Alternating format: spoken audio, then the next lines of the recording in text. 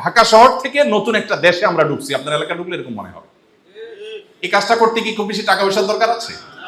আমি কিন্তু বলছিলাম শুরুতে যে টাকা পয়সা ছাড়া সমাজ সেবার কি কি কাজ করা যায়, এই কাজটা আপনি করেন। এরপরে আমি তো আল্লাহর উপর ভরসা করতে পারি, আপনার কাছে লাখ লাখ কোটি কোটি টাকা আসবে, আপনি খরচ করে কুলাবেন না, কিন্তু যেটুকু আপনার টাকা ছাড়া করার সুযোগ আপনি সেগুলো করে দেন। ঠিক একইভাবে মসজিদ থেকে আমরা অনেক কাজ করতে পারি। এর মধ্যে একটা হলো খাবার এক্সচেঞ্জ। এই আইডিয়াটা আমরা অনেকদিন থেকে ভাবছি যে ইমামদেরকে আহ্বান করবো, মসজিদে কমিটিকে আহ্বান করবে শুরু করতে। সেটা হলো যে মসজিদে একটা ফ্রিজের ব্যবস্থা করে, খুব অল্প একটা ফ্রিজের দাম আর কত, দরকার হলে আমরা ফান্ডিং করতে পারি।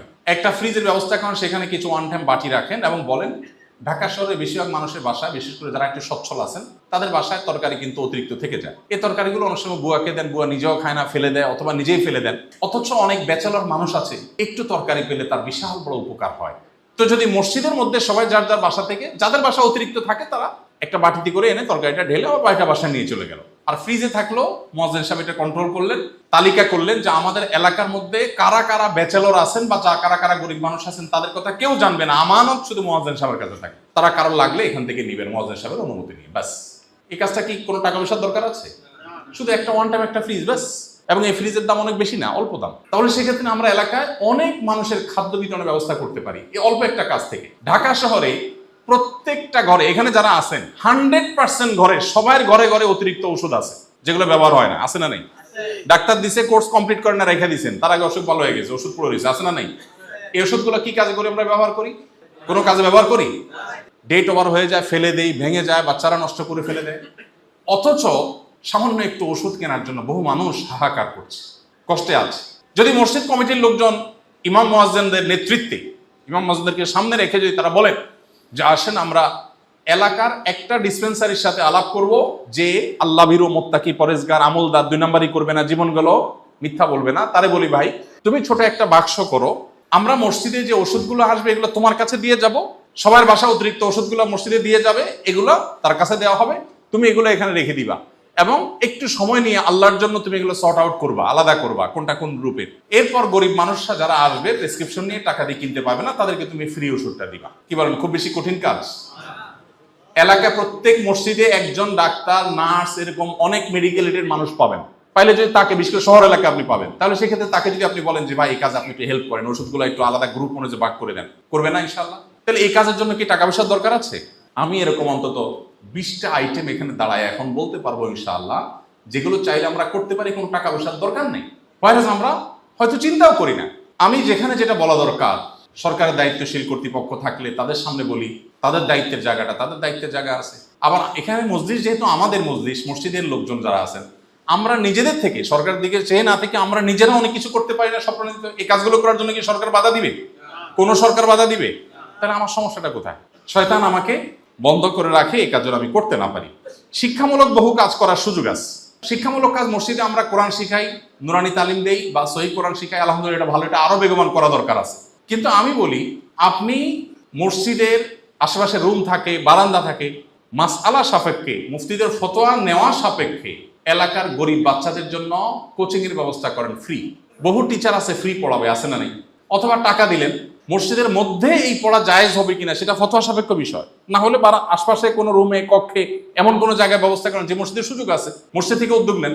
দেখুন, সমাজের মানুষ যখন দেখবে ইমাম সাহেব আমাদের সব কাজে আসে, তখন আপনি সমাজের আসলে নেতা হবেন। না হলে আপনি ইমামতি করবেন না, আপনি আমামতি করবেন।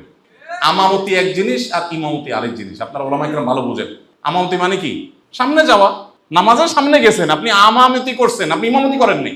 আপনি সামনে গেছেন শুধুমাত্র, আপনি সত্যিকারের লিডার হন নাই। লিডার তো তখন হবেন যখন আপনি আপনার প্রত্যেকটা মুসল্লির প্রত্যেকটা সুবিধা অসুবিধা চিন্তা করবেন। আপনি নবী করিম সাল্লাল্লাহু আলাইহি ওয়াসাল্লাম মসজিদে নববীর রোলটা দেখেন না?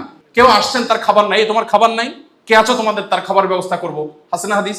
আমরা আমাদের মসজিদ থেকে কোন গরিব মানুষের দারিদ্র্য বিমোচনের জন্য কাজ করেছি বলেন? আমরা চাইলে কেন করতে পারি না?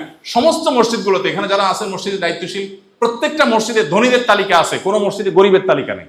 কেন গরিবের তালিকা নেই? ধনীদের তালিকা আছে কেন? কে কয় বস্তা সিমেন্ট দিবে, কয়টা রড দিবে, কি টাকা দিবে, সব গরিব, বড় লোকের টাকা গরিব তালিকা আছে। বড় লোকের তালিকা থাকুক, সেটাকে আমি দোষ দিচ্ছি না, কিন্তু পাশাপাশি গরিবের তালিকা থাকুক, যাতে করে বড় লোক থেকে নিয়ে গরিবকে আপনি দিতে পারেন। এই যে ফিতরা বন্টন, মহল্লার মধ্যে ফিতরা বন্টন, ফিতরা কারে দিবে? মানুষ পেরেশানিতে পড়ে যায়।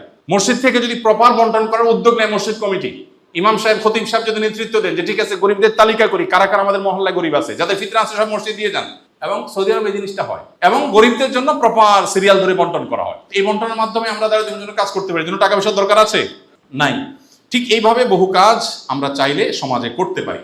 পারিবারিক যে কলহ আছে এগুলো আমাদের পরিবারগুলোকে শেষ করে দিচ্ছে। আপনি বলেন নবী করিম সাল্লাল্লাহু আলাইহি সাল্লামের মসজিদে ওই যে মহিলা আসছে, ইয়া রাসূলুল্লাহ আমার স্বামী, সে আমার হক আদায় করতে পারে না, আছে না হাদিস? নবীজি স্বামীকে ডেকে বিচার করেন নাই।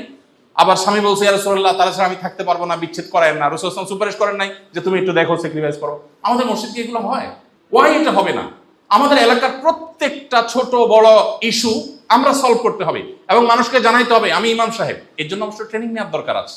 MBTI কোর্স আছে অনলাইনে, আপনি ইউটিউবে দেখেন, পার্সোনাল প্রোফাইল মানুষকে বের করা যায়, বের করে অনেক সমাধান দেওয়া যায়, এবং কাউন্সিলিং এর উপরে বহু কোর্স আছে, এবং কিভাবে মোটিভেশন দিবেন, কিভাবে যাতে কলহগুলো মিট করবেন, এগুলোর উপরে কোর্স আছে। আমরা কি শুধু তালাকের ফতোয়া দিব? আমরা কবে দাম্পত্য কলহ দূর করে একত্র করার ব্যবস্থা করব? তালাকের ফতোয়া তো দিবই, কিন্তু তালাকের ফতোয়া দেওয়ার পাশাপাশি আমরা সম্পর্কগুলো জোড়া লাগাতে কাজ করতে পারি। এর জন্য ইমাম সাহেব যদি বলেন যে আমার নাম্বার সবার কাছে আছে, আপনাদের কারো স্বামী স্ত্রীর মধ্যে যদি কোনো মনোমালিন্য হয়, বউ শাশুড়ির মধ্যে গন্ডগোল হয়, অনুগ্রহ করে আমাকে নক করবেন। আল্লাহর কসম করে বলছি আমি আমানতদারি রক্ষা করব, কারোর সাথে শেয়ার করে নিজের বোর কাছে বলবো না। আমি আসবো, আল্লাহ জানবে আর আপনারা জানবেন। আমি চেষ্টা করি অন্তত, উদ্যোগটা নেওয়া যায় না ইনশাআল্লাহ?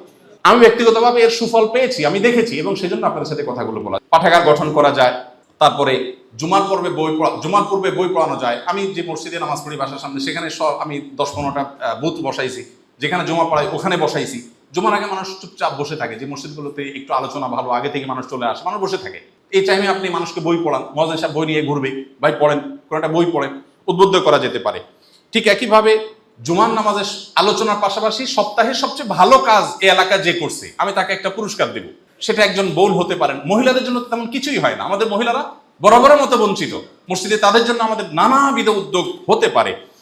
তো এই সমস্ত কাজগুলো যদি আমরা করতে পারি, প্রত্যেক সপ্তাহে জুমার দিন যদি জুমার খুতবার আগে পরে যদি আমরা একজন মহল্লাবাসীকে পুরস্কৃত করি, একটা বাচ্চাকে যদি পুরস্কৃত করি, আমি যেখানে বাসা, আমার বাসার ওখানে আমি গত সপ্তাহে পুরস্কৃত করেছি যে এক দুইটা বাচ্চা আছে মুয়াজ্জিন সাহেবের সাথে মসজিদ পরিষ্কার করতে আসে, স্বপ্রণোদিত হয়ে, কেউ বলে না যে এর পুরস্কার দেওয়া উচিত, তাহলে অন্য বাচ্চারা শিখবে, উৎসাহিত হবে। তো আমরা যদি এক একদিন এক একটা ভালো কাজের উদ্যোগ নিই, তাহলে মসজিদের কারণে এলাকার চেহারা পরিবর্তন হতে আর কিছু লাগবে না ইনশাআল্লাহ। এই যে ভূমিকম্প, আমরা নানান পেরেশানির মধ্যে আছি, নানান মুসিবতের মধ্যে আছি, মসজিদ কেন্দ্রিক যদি ভূমিকম্পে করণীয় কি? ভূমিকম্প হলে, আল্লাহ না করুক একটা মেসাকার হলো, বড় ভূমিকম্প হলো, তাহলে সেক্ষেত্রে উদ্ধার কাজ কিভাবে করবে? মসজিদ থেকে ইমাম সাহেব, কমিটির লোকজন, আপনার ফায়ার সার্ভিসের লোকজনের সাথে যোগাযোগ করেন, ভাই আমাদেরকে একটা ট্রেনিং